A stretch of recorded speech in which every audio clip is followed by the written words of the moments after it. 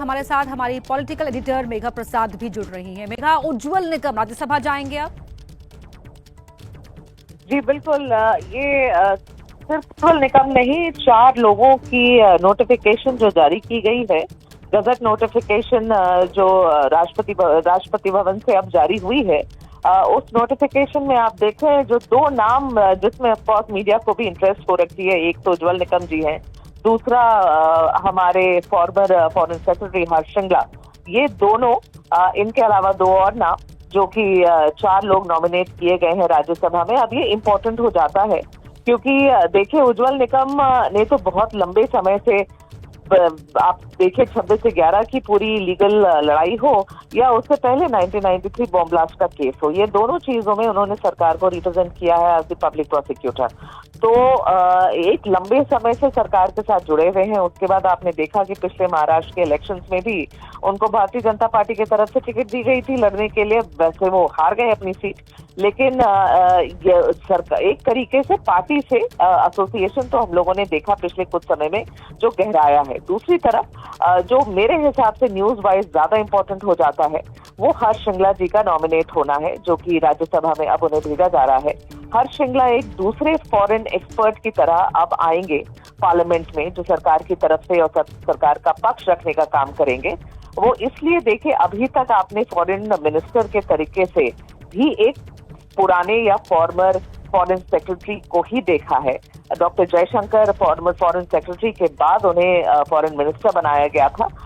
उसी तरीके से देखिए, श्रृंगला जी को अब सीधे पार्लियामेंट लाया गया है। डॉक्टर जयशंकर को भी पार्लियामेंट इसी तरीके से राज्यसभा लाया गया था और तब मंत्री बनाया गया था। अब श्रृंगला जी को भी वहां लेकर आए हैं। तो एक आप समझिए कि सरकार अपनी फॉरेन पॉलिसी पे जो आवाजें हैं, उन आवाजों को शायद और सुदृढ़ करना चाहती है और स्ट्रांग करना चाहती है पार्लियामेंट में, क्योंकि फॉरेन पॉलिसी को लेकर पिछले कई महीनों में हम लोगों ने देखा है कितने अलग अलग तरीके के इवेंट्स हुए हैं, चाहे भारत पाकिस्तान के बीच में जो हो रहा है, या भारत या यूनाइटेड स्टेट्स के बीच के रिश्तों की बात हो रही है, या ये जो टेररिज्म का अटैक हुआ है, उस वक्त जब भारत ने जवाबी कार्रवाई की तो किस तरीके से पूरी दुनिया के बड़े बड़े देशों ने अपनी प्रतिक्रिया इस सारी चीजों पे रखी। तो भारत एक तरीके से, मुझे लगता है कि पार्लियामेंट के अंदर, संसद के अंदर अपनी फॉरेन पॉलिसी की आवाज को और स्ट्रांग करने की कवायद में ये ऐसे ही एक डिसीजन ली गई है।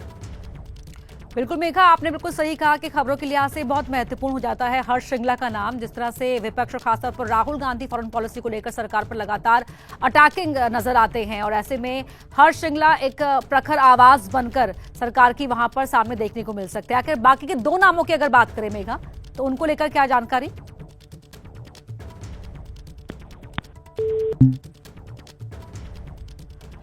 तो हमारी पॉलिटिकल एडिटर मेघा प्रसाद और हमारे सहयोगी गणेश ठाकुर इस बारे में जानकारी दे रहे थे आपको कि किस तरह से राष्ट्रपति द्रौपदी मुर्मू ने इन 4 लोगों को मनोनीत किया है राज्यसभा के लिए, जिनमें उज्जवल निकम, हर्ष श्रृंगला, मीनाक्षी जैन और सदानंदन मास्टर का नाम शामिल है। उज्जवल निकम जो लगातार कई बड़े आपराधिक मामलों में अपराधियों को न्याय की प्रक्रिया में खड़ा करते रहे ताकि उनको दोषी साबित करके सजा दिलवा सके। उज्जवल निकम जो राजनीति में उतरे और अब राज्यसभा के लिए उनके नाम को मनोनीत किया गया है। हर्ष श्रृंगला पूर्व राजनयिक हैं और मीनाक्षी जैन से सदानंदन मास्टर का नाम भी शामिल है। राष्ट्रपति मुर्मू ने इन 4 नामों को राज्यसभा के लिए मनोनीत किया है। इन 4 नामों को हमने आपको बताया, पूर्व राजनयिक हर्ष श्रृंगला, मीनाक्षी जैन, सदानंदन मास्टर और उज्जवल निकम, ये 4 नाम शामिल हैं जिन लोगों को मनोनीत राज्यसभा के लिए राष्ट्रपति द्रौपदी मुर्मू ने किया है। इस वक्त की ये बड़ी खबर आपको बता रहे हैं।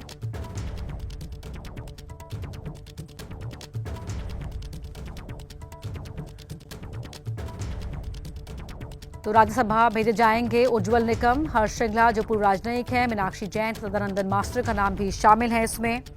और महाराष्ट्र के उज्जवल निकम जो बहुत ही फेमस पब्लिक प्रोसिक्यूटर रहे, कई मामलों में हमने उन्हें देखा। इसके बाद वो राजनीति में उतरे, लोकसभा चुनाव लड़ा, भले ही वो सीट से हार गए, लेकिन अब वो राज्यसभा जाएंगे और वहां सरकार की आवाज बनकर वो पूरा पक्ष रखेंगे। जो उज्जवल निकम की अगर बात की जाए तो उनके उल्लेखनीय केस रहे, जिस तरह से 93 ब्लास्ट हो, 26/11 आतंकी हमला हो, या फिर जो आतंकी हेडली के प्रत्यर्पण का मामला हो, उसमें भी उनकी प्रमुख भूमिका रही थी।